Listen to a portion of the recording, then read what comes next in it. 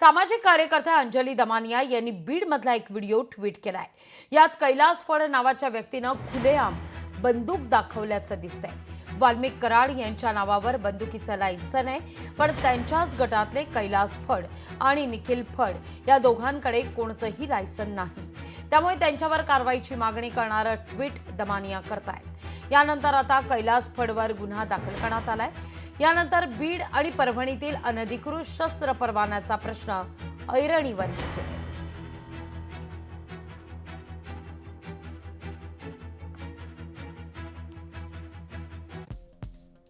बीडमधील बंदूकशाही, परभणीत किती बंदूक परवाने आपण पाहतोय? 32 परवाने आहेत।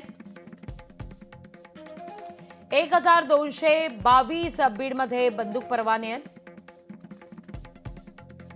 परभणीमध्ये 32, अमरावती ग्रामीणमध्ये 243 शस्त्र परवाने।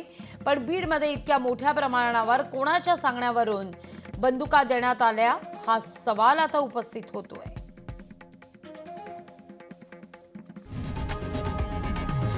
लोकशाही मराठी ऐका, पहा, जागरूक रहा।